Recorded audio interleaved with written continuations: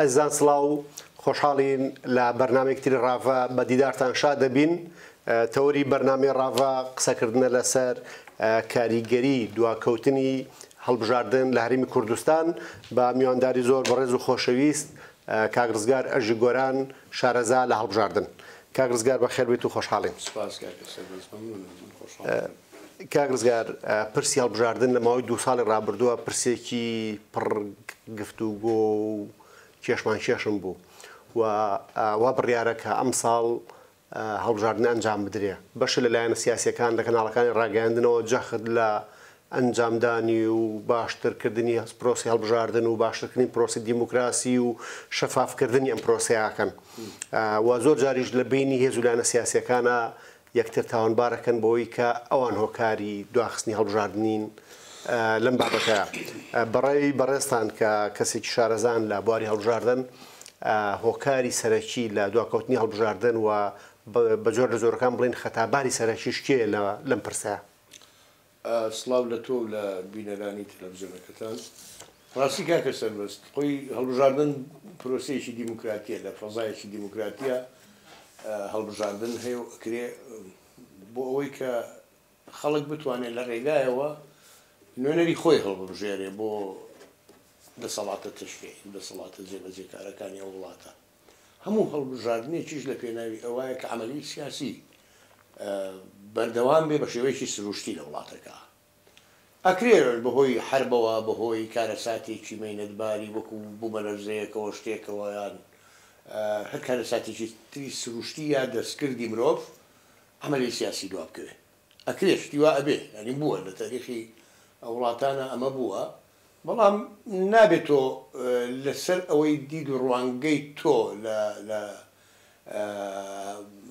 بۆ ئایندەی حیزبەکەی خۆت یان بۆ دەسەڵاتەکەی خۆت یان نەبوونی متمانەیەکی جەماوەری گونجاو کە تۆ ئۆکەیەک بابە تۆ لەناو جەماوەرە و لە پرۆسەی هەڵبژاردنە دەنگی باشە هێنی ئەمە ببن بە سەبەبی ئەوەی کە تۆ بیان و بگری لە پرۆسەی هەڵبژاردن یا هەوڵ بیت تەگەرە بخەیتە بەردەمی پرۆسەی هەڵبژاردن و نەکرێت. لە کوردستان ئەوەی ئەیبینین و لەم 2 ساڵەی ڕابردووە کە جەنابەت ئیشارەتی پێیا بێشک وەکو ئەرفێکی یاسایی دەسەڵات سەرۆکی هەرێم داوا لە پەرلەمان و لە حکوومەتی هەرێمە کات کە بێت هەڵبژاردن دەکات و ساتی خۆیان بکرێ و فەرموو بۆ ئەو خۆ ئامادەکاردنە چیتان هێوی خەنە ڕوو. ئەگەر مەسەلەی یاسایە یاساکە بێت لە پەرلەمانی کوردستانە جارێکی تر ئەگەر هەمواری پێویست بێ هەموار بکرێتەوە یا دەنگدانی پێویست بە دەنگی لەسەر بدرێ و ئۆکەی بن بەو مؤسسەی ئەو دامەزراوەی کە ئیدارەی پرۆسەی هەڵبژاردنی لە ئەستۆیە کە ئێمەش هەمانەوەکو وڵاتێکی تر کۆمسیۆنی باڵای سەربەخۆی هەڵبژاردنەکان و ڕاپرسی کوردستان ئۆکەیان بنێ بۆی دەست بەکار بن و بۆ ئەوەی لە ڕوە تەکنیکی و لە ڕوو ئیداریەوە هەوڵ بن پرۆسەکە بڵمەڕێ. دروست لەو کاتێک کە جەنابی کاک نەشیروان مارزانی سەرۆکی هەرێمی کوردستان پەرلەمان و حکوومەتی ئاگادار کردەوە لەو کاتەوە کە ئەوایە لە مانگی دە بکرایە مانگی دەی ڕابردوو ساڵی ڕابردوو لەو کاتەوە هەندێک بابەت وروژا کە بوون بە سەبەبی نەکردنی هەڵبژاردن لە کوردستانە و بوو بە سەبەبی ئەوەی بە ناچاریش بێت ساڵێک تەمەنی پەرلەمان و حکوومەت درێژ بکرێتەوە. من بەخۆم بەش بە حاڵی خۆم من ینی نیگەرانم بۆی کە لە کاتی خۆیان نەکراوە، بەڵام تۆ چارت چییە ئەگەر هاتوو پرۆسەی هەڵبژاردن ئەنجام نەدرا خۆ تۆ نابێ وڵاتە بێ حکوومەت و بێ پەرلەمان بێ هەر ئەبێت تەمەنی درێژکەیتەوە بە شتێکی نایاسایی نییە. پەرلەمان تەمەنی خۆی درێژەکاتەوە بۆ خۆی نییە لە پێناوی ئیدارەدانی وڵاتەکە. هەندێک کەس لەوە بەهینێک تێگەن ئەڵێ پەرلەمان چۆن نەبێ خۆی تەمەنی خۆی درێژکاتەوە ئەو بێ میلەت بیکات. تۆ لە کاتێکە کێشە و گیر و گرفتەکانی نێوان لایەنە سیاسیەکان گەیشت بێتە ئاستێک نەتوانی ڕاپرسێژیش پێی لەسەر ئەو درێژکردنەوەیە، ناچار ئەبێ پەرلەمان خۆی بە دەستی خۆی بە دەمی خۆی ئەو ماوەیە درێژکاتەوە بۆی کە لەو ماوەی کە ماوە هەوڵی دیالۆگ بدرێ، هەوڵی وتوێژ بدرێ و دانیشتنی هەمەلایەنە بدرێ دوو چەند لایەنێک پێکەوە کە سەرەوە بکەن ئایا کێشەکان چین و بۆ ئەوەی کە پرۆسەکە بە ئاسایی بەڕێوە بچێ و هەڵبژاردن بکرێ چۆن ئەم کێشەوتە گەرانە لە بەردەمی پرۆسەکە لابەرین. من جارێ ناڵێم کێ خەتابارە ئەوە ژێنە سەری، بەڵام هەر لە سەرەتاوە کێشە لەسەر مەسەلەی یاساکە هەبووە، کێشە لەسەر یاسای کۆمیسیۆن دامەزراوەیەکی سیادیە وڵاتەیە هەبووە. دید و بۆچوونی هەندێک لایەن کاک سەربەست ئەوەیە کە لە گۆشەی برژۆندەکانی خۆیانەوە تەماشای عەمەلی ئینتیخابیەکەن، پرۆسەی هەڵبژاردنەکەن. ئەوەی کە ئێمەش مەبەستمانە وەکو پارتی دیموکراتی کوردستان و وەکو خەڵکێکە لە ناو مەجالی ئینتیخاباتە ئیژەکەین ئەوەیە کە بە مەعایری دەولی لە کات و ساتی خۆیان بکرێت، پرۆسەیەکی بێگەر بێ، پرۆسەیەک بێ هەموو لای دەرەنجامەکانی پەسەند بکەن بۆ جارێکی تر دەسەڵدەستی دەسەڵات بکرێ و هەنگاوی زیاتر و زیاتر بەرەو پێشەوە بنێن لە ڕووی ئینفتاحکرانەوەی دیموکراتی بە ڕووی جیهانەکە. وەکو تەجروبەیەکی سەخت لەم دەڤەرەکە لە چوار لامان گیراوە بە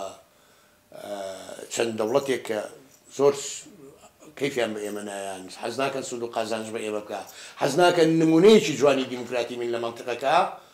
ئەمە بۆ خۆی کاریگەری خراپیە بێ لەسەر ئێمە. ئێمە وەکو نیگەرانیەکەمان کە هەیە بەرامبەر بەوەی ئەنجام نەدرێت پرۆسەی هەڵبژاردن ئەنجام نەدرێت، هۆکارەکەی ئەوەیە کە تۆ وێنەکەی دوێنە جوانەکەی کە هێناوتە وێنەکە ناشیرین بکەیت و هیچ هەڵبژاردنێکیش بێخەل ینی چۆنەڵێ بێخەوش نییە، بێکەم و کوڕی نییە. ئێمە هەڵبژاردنانی ڕابردوو ژەگەر کەم و کوڕیان بوو بێ، بەڵام هەمیشە کردنی لە نەکردنی باشتر بووە و لە ڕووی مۆزاقێتی نێودەوڵەتیەوە یان با بڵێن پەسەندی نێودەوڵەتیەوە بەلای زۆربەی دەوڵەتەکان و مەحافل لە نێودەوڵەتەکانەوە ناوەندە نێودەوڵەتەکانەوە و یوئێنیش بە تایبەتی ئەوکو دامەزراوێکی بینالمللی ئومەمی پێی باش بوو ئەم پرۆسەیە بکرێ و ممارەسەی عملیی سیاسی و ممارەسەی دەسەڵاتکردنی دەسەڵات دەڕێ هەڵبژاردنەوە بکرێ بۆی کە تۆ بەردەوام بی لەسەر ئەم خەتایە ئەم نەهجە دیموکراتیە. چونکە ئەگەر هەڵبژاردن عەرقەلێ بە دروستکەی یعنی تۆ لە ڕاستیە خەریکە عەرقەلە بۆ گرفت بۆ چی دروستەکەی بۆ عەمەلی دیموکراتی لە وڵاتەکە. دیموکراتیزەکردنی وڵاتێکیش تەنها پەیوەست نییە بە هەڵبژاردنەوە، بەڵکو پەیوەستە بە عەقڵیەتی تێگەیشتن هەڵبژاردن وە قبوڵکردنی نەتایجەکانی. ئێمە لە ساڵانی ڕابردووە ئەگەر دیقەت بی بەداخەوە ئاسەواری دوو ئیدارەی بە هەرێمی کوردستانەوە دیارە. دەڤەرێک ناونراوە سەوز و دەبنەوەرێک ناونراوە زەرد و لە کاتێک ئێمە هەمومان ئیمزامان لەسەرەوە کردوین متتەفق بووین ڕێکەوتوین لەسەرەوەی حکومەتێک پێگبێنین ئەم حکومەتە بۆ هەموو هەرێمی کوردستان بێت. ئێ باشە کە تۆ بەرژەوەندەکانی خۆت و خەڵکی لەوا ئەبینێتەوە کە ئێمە حکومەتێکی گرتومان هەبێت یعنی ئیدارەیەکی گرتومان هەبێت، بەڵام کە تۆ دێی کێشە بۆ مەسائلە ئیداریەکان دروست دەکەی بە پاڵپشت بە هەندێ مەسائلی سیاسی و تێکەڵە کردو بە کاری حکوومەت و پەرلەمان، ئەم لێرە بخۆی گرفتەکە دروست دەبێ و ئەو سیمای دوو ئیدارەیەش زەقە بێتەوە تۆخە بێتەوە. دروست برادرانی یەکێتی نیشتمانی کوردستان بە ناوەکەی وەکو خۆی بڵێم لە دیدی ئەوانەوە یاساکە کەم و کوڕی هەیە، دانیشتوین ناقەشەمان لەگەڵ کردم لە یەکێ لە دانیشتنەکانە خۆشم بژدار ئەو کەم و کوڕیانەی کە لە یاساکە بینیویانە یاخود بە دیدی ئەوان لە بەرژەوەندی خۆیان نییە، بەڵام بن لە ژێر ناوی ئەوەی کە ئەمە لە بەرژەوەندی دیموکراتیەت و نمایندەکردنی خەڵک نییە، هەموو ئەو خاڵانە بریتیبوونە چەند خاڵێک کە ئەوانیش ملاحەزەیان لەسەر بوو، ئێمەش ملاحەزەمان لەسەر بووە. لە نەتیجە تەقریبەن ئێمە ڕێکەوتوین لەسەر ئەوەی کە ینی چۆنڵی پەنجەکانی خۆمان نەرم کردووە، نەرمیمان نوانوە، ناڵم تەنازول ئەوە مەسەلە تەنازول نییە، ئەوە بەڵکو خۆگونجاندنە بەبارێک کە نیگەرانی لێکەوتۆتەوە لەلایەن چەند لایەنێکی سەرەکی و لە کوردستانە، ئەوە گۆڕانە، ئەوە یەکێتیە، ئەوە یەکگرتووە و تا کۆمەڵبوونەوەی نوێش. هەموو لایەکمان وەکو لایەنە سیاسەکانە بێ متتەفق بین لەسەر ئەنجامدانی پرۆسەکە و متتەفق بین لەسەر ئەو هەموارانەی کە ئەکرێ کامە باشە بۆ خەڵک، ئێمە ڕقی ڕازین.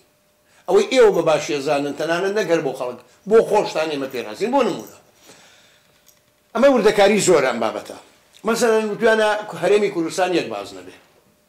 لە قانونەکە وایە هەرێمی کوردستان یەک باز نییە ئەڵێ با فرە باز نەبێ ئاخی فرە باز نەبێ فرە بازنەی 2 و 3 و 4 و لە 3 دەست پێەکە وەنیە ئەگەر لەسەر ئاسی مەحافەزە بێ هەڵەبجە بێ بازنێکی سەربەخۆ بێ سلێمانی بازنێکی سەربەخۆ بێ بەدەڤەری با بڵێن بە ئیداری ڕاپەڕین و گەرمیانیشەوە هەولێر بازنێکی سەربەخۆ بێ بازنێکی جیاواز بێ بەمەستم دووەکیش بازنەیەک بێ ئەمە 4 بازنە وەرە لە ڕووی تەکنیکیەوە لە ڕووی نمایندەی خەڵکیەوە بۆ پەرلەمان لە ڕووی ڕقەمیەوە تەمەشای بکە هەر لە مەسەلەی هەڵەبجەوە بۆ سلێمانی تۆ کۆمەڵی خەلەرە بە دروست دەبێت لەبەرەوەی تۆ لە پەرلەمانی عێراقا کە کرا بە فرە بازنە سلێمانی وەکو مەحافەزە کرا بە 5 بازنە بازنە لەسەر تقریبا ئەتوانم بڵێم لێکدانی خەزاکان بوو هەڵەبجە ئەو کاتە بەپێی سنووری وحدەی ئیداری هەڵەبجە بەپێی ئەو یاسایی کە ئێمە هەڵەبجەمان کردووە بە محافەزە لە سیروان تێناپەڕێ خورماڵ و تەوێڵە و بیارە و هەڵەبجەیە بەڵام بەو بازنەی کە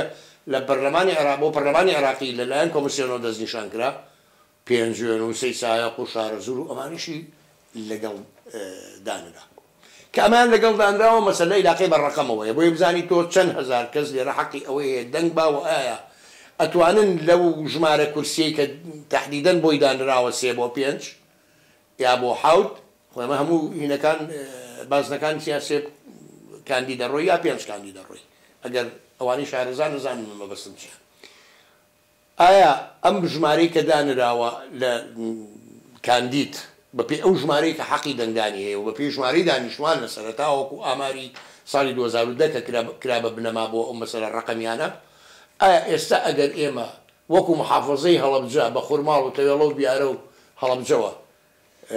وەکو ناوەندی قەزا تەماشا بکەین ئایا چەند کاندی دەڕوا لەم ئەمەلی ڕەقەمیە ئەمە بۆمان دەکە و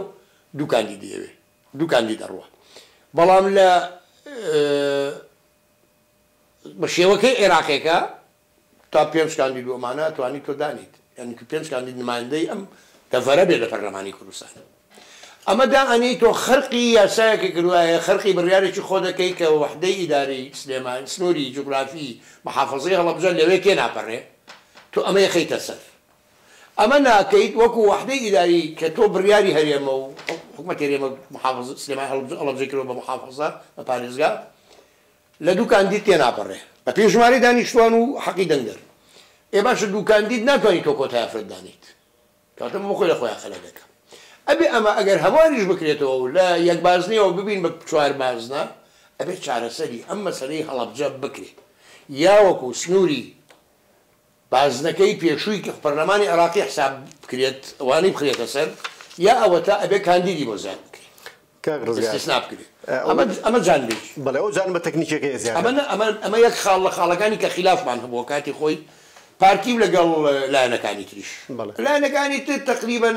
ئەتوانم بڵێن هەندێک جار لایەنێکی دەسەڵاتدار لێرە با بڵێن یەکێتی لێرە تێبینیەکی هەیە لەسەر فەقەرەیەکی قانونی هەندێک لایەن هەمان تێبینیان هەیە یان بە شێوازێکی تر تۆزێک جیاوازتر بەڵام لە نەتیجای یەک ئەگرن لە دژی پارتی وڵا ئەمە پارتیە داوە یەکە بازدەیەەکە قوربان گەیشتینە نەتیجە لەوەشە 4 بازنەی 4 بازنەی کێشەمان نییە چۆگەر 4 بازنەی پێتان وایە بۆ پارتی زەرەرە بۆ ئێوەش زەرەر وەگەر یەک بازنەی پێتان وایە بۆ پارتی قازانجە بۆ ئێوەش هەر قازانجە وەنیە بۆمان وەکو یەکە لەما کێشە نەما يعني تقريبا أمسا متفقين با 4 بازنە بێ بەڵام ئەم وردەکاریانەی مەسەلەی هەڵەبجە ئەمانەی تایە مەفروضە ئەوە چارەسەری بۆ بدرۆزرێتەوە جا چ لە ڕووی سنوور جوگرافیەکەی فراوان بکرێ یان ژمارەی کاندیدەکانی زیاد بکرێت خاڵێکی تر کە خلافیان هەبووە وڵا ئەم تۆماری دەنگدەرانەی کە لە کوردستانە هەیە کێبوو لە پرسیارانەی کە منووسم بەڕاستی باسی بکەم چون باشە پرسیارەکە یەکێکە لەو هەنجەتانەی کە ئەمە خاڵ بە خاڵ بە خاڵ باس ئەم میزباسیەکە جەنابە حەزەکەم میان بکە بە پرسیارەوەی تۆ لە بیری چوون خۆشە لەسەر پاکردنەوەی لیستی دەنگدەران کە یەکێکە لەو هەنجەتانەی کە زۆر قسەی لەسەرەکرێ و دواتریش پرسی کەمینە یعنی بەشداری پێکردنی کەمینەکان کە ئێستا سیمایەکی جوان هەرێمی کوردستانە لەوەی کە خەڵک بە شێوکی گشتی لەسەر ئاسی ناوخۆ لەسەر ئاسی دەرەوە ئەوە بینن کە هەرێمی کوردستان دەرفەت بە تورکمان بە مەسیحی بە یەزیدی بە کاکەی جۆرێک لە پێکەوە ژیان هەیە لە کاتی سایە بەشێ لە هێز و لایەنە سیاسیەکان ئەوەی جەناب دەڵێ لە گۆشەی بەرژەوەندی حیزبیەکانەوە سەیرەکەن ئەو گۆشەی بەرژەوەندی حیزبیانەوەیان لێ کات کە بەڕاستی ڕەچاوی مافی کەمینەکان نەکەن ینی خوێنەوە جەنابەت بۆ بابەتە چییە؟ لە سجلی ناخێبینەوە باسکەین تۆماری دەنگدەران طبعا کارە سادبارترین بابەت کە بەسەر عێراقا تێپەڕیوە و نادڵسۆزەکانی دەسەڵاتیان بەدەستەوە بۆ لە ناوەندی عێراقا لە حکوومەتی اتحادی عێراقیە خۆیان لە قەرەی مەسەلەی ژمارەی دانیشتوان با بڵێن سەرژمێری دانیشتوان نەیاوە پێم وابێ لە 87 تعدادێک کراوە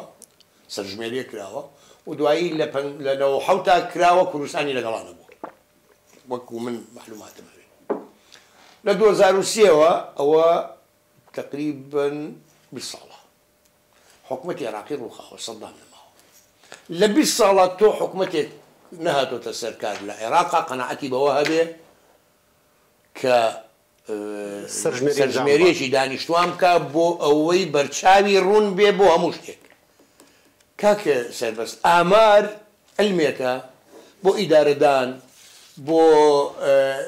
تەوزیعکردن دابەشکردنەوەی ئیشەکان یعنی ئامار علمێکە خەڵکی خۆی هەیە و تێگەیشتن لەو ڕقەمانە میتۆدێک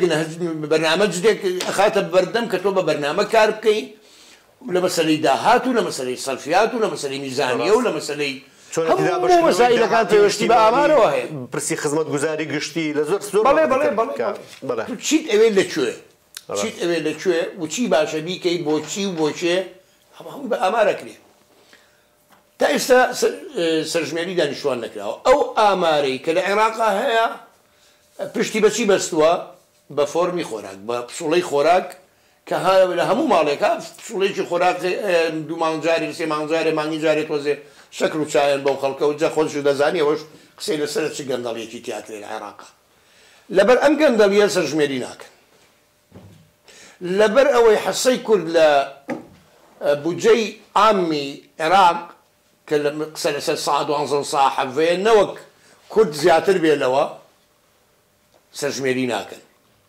خەڵکێکی پسپۆر ئەڵێ گەر سەرژمێری بکرێ دانیشتوانی کوردستان لە سا 20 و قسووری دانیشتوانی عێراق پێگەێنن کەواتە میزانیەکەی کە بوو ساڵانە یاسای بۆ دەرەچێ ئەبێ بەپێی دەستور لە 120 بدرێەوە کوردستان ئەوەی سیادی و میادی لێ دەرەکەی وە شتێک ڕۆیلەوە شتێکی باشتر دەمێنێتەوە بۆ ئەوی ئەمانە نەبێ هەوڵێن هەوڵی با بڵێن زیادکردنی نفوسی خەڵکێک لە حکوومەتەکانی دەوروبەرەوە بۆ مەرانی خۆیان بۆ پێگەی خۆیان بۆ ئەمەکو عملیەکی تۆمارکردن لە جنوبە لە ماوەیەکی زۆر کە ماوەزانم 5 ملیۆن عێراقی زیادی کرد ینی بە شتێکی ئەمە کە کەس قسەی لەسەر نەکردووە ناتون تاقیق لە کۆڵینەوە لەم بارەوە بکەن زان بۆچی ئەمەم خەڵکە چۆن زیادی کرد لەکوێوە هات ئەسڵ ئەساسیان لەکوێوەیە ئایا پێشتر لەکوێ بوون ئایا پێشتر عێراقی بوون یا عێراقی نەبوون وەکو چۆن تۆ مەسەلەن 50 کورد 100 کورد 100,000 کورد 200,000 کوردی فەیلی چۆتە ئێران دەرکراون وەختی خۆی وەکو تەبعیەن هێنراونەتەوە ئێران تۆ ئەگەر بتوێ کۆنتڕۆڵی ئەمە بکەیت و سووری لێ ببینی بۆ فئەیەکی معەن چ بۆ لایەنە کوردێکە چ بۆ لایەنە شیعەکە لەوانەیە 800,000 کەشی پێوە بلچێنی وا بڵێن خۆی 200,000 خۆی بۆ بە 400 باشە تۆ توانی 200,000 کەشی پێوە بلچێنی و شتی بۆ دروستکەی کەمانە لە ئێران لەدایک بووین مەڵا ئەساسیان لە عێراقا بووە ئەوە نۆ نفوزێک بۆ خۆت زیاد دەکەی لێرە خەڵکێکی ترە هێنی شەرگیژ نییە لێرە بژین لێرە ژین و لە کاتی دەنگا ناتوانن بێنەوە دەنجی خۆیان بن و هەفتەیە پێش دەنگدان یەن و دەنجی خوانێن بۆ یەکلاکردەوەی بڵانسەکە بە لای شیعایە بە لای کوردایە بە لای حیزبێکی شیعایە بە لای حیزبێکی کوردیە ئەمە بۆ کورد نەچۆتە سەر چکە هیچ وڵاتێکی دەوروبەر بەرژەوەندی لەگەڵ کوردانیە کورد نفوسی زیاد بێ حەزەکەن نفوسمان کەم بێتەوە تەنانەت دەموو بە لەرزەی لە تورکیایەوە زۆربەی کوردەکانی گرتووە ینی شارە کوردەکانی گرتووەتەوە لەوە ئێمە زەرەرمانەوەکو کورد جانبە ئینسانیەکە لێک مێرەوە هەر ئەوە شتێکی ترە هەموو لایەک تورکیش بێمە پێمان ناخۆشە عەرەبیش بێ پێمان ناخۆشە شتێکی سروشتی هاتووە خوا کردە و ئێرادەی خوای لەسەر بوو بەڵام وەکو مەسەلەی عەدەد ڕەقەم ئامار ئەمانە حسابن فبۆیە لێرە ئەگەر تەمەشا بکەی ئەم تعدادەکە ناکرێت ئەبێت تۆ پشتێکی کە ببەستی لە عێراق ئەو دایرەی نفوسە دایرەی ئەحسایە دایرەی ئەحساڵی من سەرژمێری کۆنم لەلایە دایرەی نفوساڵی کاکە ڕۆژانە وولادە زیاکە ئەمەنەیە و وەفیات ئەمەنەیە و جا وەکو ئەرزم کردی کە ئێمە ئەبێ ئەو سەرچاوانە بدۆزینەوە کە ئەبێ بە پشتیوانی بۆ ئەوەی بزانی ژماری دانیشتوان چەنە وەکوتمان دایرەی ئەحسا هەیە ئەو ئەحسا بەڵێ من تای سەرژماری دانیشتوانم هەر ئەوەی کۆنەکەم لەلایە بڕێ سەرژمێریمان نەکردووە دایرەی با بڵێن نفوسە ئەڵێ ئەوەنگە وەفیات و ئەوەنگاوەی لێ دەرکەوە یا بە ئەحساب حەت ڕەقەمێکی صحیح دەرناچێت یان هیچ ژمارەیەکی دروست دەست ناکەوێت ئەوەی کە تۆ زیاتر لەوان باشتر بێ مەسەلەی ئەم پشوڵەی خۆراکە ئەم پشوڵەی خۆراکەش کاکە دنیا خەڵک مردووە ڕەشیان نەکردوتەوە شتی تازە خەڵکی تازە لەدایک بووە بۆ بە 18 ساڵ تەزیل نەکراوە بۆیە کۆمسیۆنیش ئەگەر تۆم لە حەزەکرد بێ هەموو کاتێک پێش هەڵبژاردنەکان فترەیەک دانێن بۆ نوێکردنەوەی تۆماری دەنگدەران بۆ ئەوەی ئەو یەکێ نەقڵە یەکێ تەسحیحی ناوەکە ڕاستکردنەوەی ناوەکەیەتی یەکی ئیزافەیە ئەم شتانە لەو خۆناغا ئەکرێ ئێمە لە عێراقا پشتمان بەستۆ بە پشوڵەی خۆراک ئەمە بۆ بە بنەما بۆچی بۆ سجلی ناخیبین بۆ تۆماری ئەو دەفتەرەی کە پێ لە تۆماری دەنگدران برادرانی یەکێتی یا لایەنەکانی تریا خۆشمان بە هەمان شێوە گەر تێبینیەکمان لەسەر و تۆماری دەنگدەرانە هەبێ ئەم جارە تۆماری دەنگدەرانی عێراقی کە کاری پێکراوە بە لەسەر بنەمای بایۆمەتری ئەمە پێ باشترە لایەنەکانی کوردستان بە تایبەتی یەکێتی و گۆڕان ئەمانە یەکگرت و کۆمەڵ ئەمان پێ باشترە لەوە پاکترە کە گوایە لە بەردەستی کۆمسیۆنی کوردستانە با بە ئێمەش بۆ ڕژ رازیم ئەوەش ئەرقلێشمان نەهێشتووە وەکو پارتی تومان ئەگەڕێت تۆماری دەنگدەرانی عێراقی بەکارهێنن بایۆمەتریەکە ئێمەش بۆ ڕازین تا خۆمان تۆمارێکی دەنگدەرانی باشترمانە بێ یا نوسخەیەک لەوەیەتە بەردەستی ئێمە و بۆ هەڵبژاردنەکانی تری داهاتوو لە نوێکردنەوەی تۆماری دەنگدەرانە تەواو ڕێکی ئەخەین و هەموو کەسێ بایۆمەتری بکە خۆی حتا مەسەلەی بایۆمەتری ئەمەلیەکی سەقت بوو لە عێراقا تۆ بۆ معاژە وایە بایۆمەتری بکەی بۆ کارتی نیشتمانی وایە بایۆمەتری بکەی بۆ دەنگدان و کۆمسیۆن و انتخابات دەبێ بایۆمەتری بکەی بۆ چی و چی بێ چەند بایۆمەتری کراوە لە عێراقا ئەتوانرا پارەیەکی کەمتر نەک 3 جار پارە 4 جار پارەی بۆ سەر بکەی حکوومەتی عێراقی توانی یەک شمولی بە تەواوی عێراق بە هەرێمیشەوە یەک ئەمەلیەی بایۆمەتری بکە بۆ هەموو خەڵکێک بۆ کارتی زانیارەکەی بێتەوە بە کارتی دەنگدانیش بەڵام هەرێکەکەی بۆی شتێکی لێ بخوا بە حەقەت من وایە بینم هەستان ئەوە بایۆمەتریەوێ و ئەوە بایۆمەتریەوێ و ئەوە بایۆمەتریەوێ و چەند زۆری بایۆمەتریان کردوێتەوە ئیتر هێنانی ئەم جیهازانە بۆ مەسەلەی انتخابات و چاک چەنگەندەڵی تێکراوە لە هەڵبژاردنەکانی رابردەوە بابەتێکی ترە ئێستا سجلی ناخبین لایەنەکان ئەڵێن سجلی ناخبینی عێراقی بەردەست بکرێ و کاری پێ بکرێ ئێمەش ڕازین مشکلە نییە بۆ هەمان وەکو یەکە ئەمێنێتەوە مەسەلەی کۆمسیۆن کۆمسیۆن ئەویش ماوە بەسەر چووە دوای انتخابات بینی انتخاباتێک بۆ انتخاباتی چیت کە نەتیجەی هەڵبژاردنەکان دەرەچێ بێ کۆمسیۆنیش گۆڕانکاری بەسەر بێ یاساکەی تعدیل بکرێتەوە لەسەر چ بنەمایە کۆمسیۆنی کوردستان دروستبووە محاسەسە بەپێی ئەو دەنگانەی کە لە هەڵبژاردنەکانی ڕابردووە هێنامانە 3 کورسی بەر پارتی کەوت لەو سێیە حتا هیچشمان نا بە پێکهاتەی تورکمان و چەند بەری دابەش بوو بەسەر بەپێی دەرەنجامی دەنگەکان بەپێی نەتیجەی دەنگەکان دابەش بوو بەسەر لایەنە سیاسیەکان ئادا وابزانم بەستنەوەی نوێتیان نیە و کۆمەڵ هەیەتی نوێنەری هەیە گرتوویەتی یەکێتیەتی گۆڕانەیەتی ئێستا گەر کۆمسیۆن ئێمە گەرمانە گۆڕانکاری تیا بکەین تعدیل لە پێکهاتەی کۆمسیۆن بکەین لەم تەرکیبەیە ئەبێ بگەڕێنەوە بۆ نەتایجی انتخاباتەکانی پەرلەمانی کوردستانی ڕابردوو یا ئەوە تا بە نەتیجەی انتخاباتەکانی ئەم ئەخیرەی کە پەرلەمانی بۆ پەرلەمانی عێراقی کراوە یەکێک لەم دوو انتخاباتە بێ بکەینە بنەما ئێمە 45 کورسیمان هەیە لە پەرلەمانی کوردستان 32 کورسیشمان هەیە لە پەرلەمانی عێراقی بە هەر پێودانجێگەکەی حسەی ئێمە وەکو پارتی لە مەقاعیدی لە کورسیەکانی کۆمسیارانە حسەی ئێمە زیاتر بێ بە هەر کامیشان دیتی ئەوان ئەمە زانن بۆی پارتی باڵادەست نەبێ یا چۆن نەبێ پارتی باڵادەست بێ بە حەقی لە مستحقاقی خۆیەتی بیان وەگرن لەمە لەوەش ئێمە ئۆپشنێکی کەمان خستە بەردەستیان یا ئەم کۆمسیۆنێک کە ئێستا هەیە بە ئەم عەمەلی انتخابێکە با بەڕێوە بۆی کات نەکوژین ئەمەشیان کرد بە بیان و جەنابەوەی کە هەیە ئەتوانێت هەمومانی تیاین ئەتوانێت پرۆسەکە بە ئیداری پرۆسەکە بکە پرۆسەکە با بەڕێوە ئەوەشیان قبوڵ نەبوو با بە ئۆپشنی سێم اختیاری سێم فەرموو باوەکو بەغا کۆمەڵێ دادوەری سەربەخۆ دروستیکەین کۆمسیۆنێک کە پێک بێنین قانونەکەی بۆ تعدیلکەین بە لە کۆمەڵی دادوەری سەربەخۆ پێک بێت چێ لیژنەیەک تشکیلکرێن لە پەرلەمانەوە ئەم دادوەرانە بە فلتەرا بڕۆن و بکرێن بە کۆمسیاران یەکێک بێ بە سەرۆکی کۆمسیۆنەکە ئەمەشمان ئێمە سێ لەباتی ئۆپشنێ سیان ماخسۆتە بەردەستیان بە کامیان ڕازین ئێمەش ڕازین لەمە زیاتر هەیە ئەمێنێتەوە پێکهاتەکان کە زانیان بەمە کێشەمان نییە ئێمە ڕازیە بین بۆ ڕازیە بین بۆ ڕازی بن هاتن یەخەیان گرتین لەسەر مەسەلەی پێکهاتەکان وەڵا 11 کورسی پێکهاتەکانی ناو پەرلەمانی کوردستان هەمووی دەنگ بۆ پارتیەیە هەر پارتی بڵێ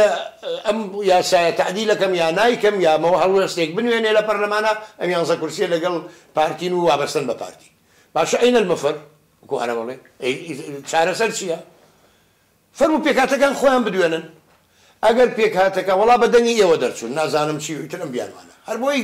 انتخابات نەکرێت بۆچی انتخابات نەکرێت کاک سەربەست چونکە لە خۆیان واسق نین متمانیان بە خۆیان نییە خەڵک دەنجیان پێ بە ئەمە حقیقەتی مەسەلەکەیە لەبەرەوە ئەبێت تۆ بیانوو بە پرۆسەکە بگری پیانوو بە بە پارتی بگری بە حکوومەت بگری بە پەرلەمان بگری هەتا مەسەلەی دوابڕانیان لە حکوومەت و دانەنیشتنی پەرلەمان و ئەمانە هەمووی لەسەر ئەوەیە وەسی خۆیان خراپە بەعزەکە مەسەلەی پێکهاتەکانیش ئاخر قسە بۆ پێکهاتەکان ئێمە بەوە ڕازین نوێنەری پێکهاتەکان لەگەڵ یۆنامی کە بەشێکە لە UN و مؤسسەی دامەزراوەیەکە سەر بە دامەزراوەی UN دابنیشن ئەوان تایبەتن بەوەی دامی عملی انتخابی و دیموکراتی و ئەمانە بکەن لە وڵاتانی دنیاە لەگەڵ ئەوان دانیشن بزانن هاوشێوەی ئەمەم کێشەیە لە وڵاتێکیکە چۆن چارەسەر کراوە چارەسەری بۆ بدۆزنەوە بە ئێمە بەوەش ڕازین یعنی ئێمە بە نەڵێن وڵات پارتی تەداخلی تیا کرد یا با کە ئێمە تەداخل ناکەین ئەوانش تەداخل نەکەن لایەنێکی بێلایەن بێتە ناو پرۆسەکەەوە ناو کێشەکەەوە چارەسەرێکی گونجاو بدۆزێتەوە بۆم پێکاتانە بەڵام ئەمەش خەلەلی تایە کاک تۆ کابرایشی ئاشووریت یا تورکمانیت بەڵام قەناعەتی وایە تۆ وەکو ئاشووریەک پارتیبی خەڵکیم کوردستانە ئازادە چییە بێ چی نابێ بۆ کوردێک بتوانێت شوعی بێ ئیسلامی بێ بۆ ئاشووریەک نەتوانێت پارتی بێ وانە تۆ کلدانیت ئەرمەنیت حەشتی تورکمانیت بەیانی تۆ دەنگ بە لایەنێکی سیاسی کوردستانی ئەی تۆ ئەفکاری لەگەڵ یا گونجێ کە سجلی ناخیبینی پێکاتەکەیان بۆ جیاکردی تۆ ناتوانانی دەنگ بۆ حیزبە بی کە خۆ دەتەبێ و دڵخوازی خۆتە ئاشووریەکە وەختە ناتوانێت ئەگەر ئەندامی مەکتەبی سیاسیش بێ ناتوانانی دەنگ بە حیزبەکەی خۆی بچکە ناوی چۆتە سجلی ناخیبینەوەی لا بێت دەنگ بە نوێنەری ئاشووریەکان بە باشە تورکمانێک شوعیە ئەوێ دەنگ بە حیزبی شوعی بە نوێنەری حیزبی شوعی ئەم شوعیەکە ئیمانی بەوە نییە مەسەلەن چوارچێوەی پێکهاتەی تورکمانە کاری سیاسی بکە قەناعەتی وایە لەناو حیزبی شوعیە ممارسەی عەمەلی سیاسی بکە ئەی باشە چۆن نەتوانێت بەیانی دەنگ بە حیزبی شوعی لەبەرەوە جیاکردنەوەی تۆماری دەنگدەرانی لایەن پێکهاتەکان لێرۆ منەیڵێم بۆنی راسیزمی لێت بۆنی تەمیز عنسوری لێت خراپە پێم وابێ کۆمەڵگەی نێو دەڵێت پێمان قوڵ ناکەن تۆ ئەمە چییە زەقیەکەی تۆ ئەم جیاکردنەوەی هەر لە ڕووی پێکهاتەییەوە جوان نیە کوردستان بەم مۆزاییکەوە عێراق بەم مۆزاییکەوە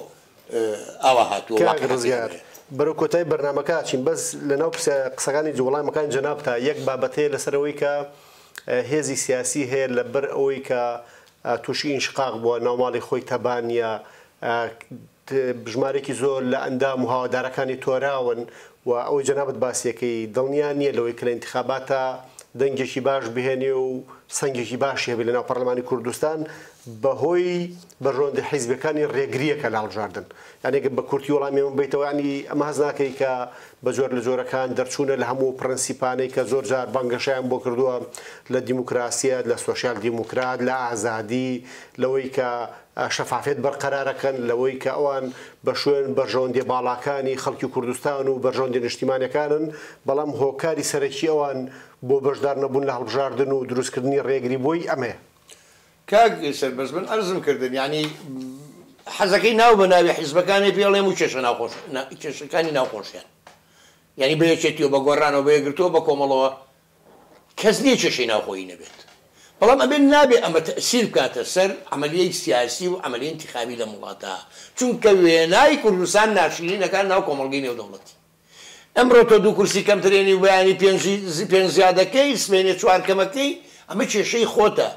کێشەی نابێت ڕەبتی کەی بە عملیە سیاسی وڵاتەکەەوە عملی سیاسی ڕەوتێکە ڕەوڕەوەیەکە ئەبێ بەردەوام بێ ئەبێ خەڵک هەمیشە لە ڕیزی دەنگا نابێ بۆەوەی کە نوێنەری خۆی هەڵبژێری ئەبێ ممارەسەی ئەم عمل لە سیاسی و دیموکراتیە بکرێ نابێت تۆ ئەرقەلە بۆ ئەم عملیە دروستکەی ئەم پرۆسەی دروستکەی لەبەرەوەی کە تۆ ناوخۆی ماڵەکەی خۆت شپرزەیە بەداخەوە من وەکو کوردێک وەکو پارتیەکیش حەز ناکەم ماڵی هیچ لایەنێکی سیاسی شپرزە بێ و ئاژاوی تیابێ و مشاکلیان هەبێ حەزەکەم و تۆکمە بێ گرتو من بۆی بتوانین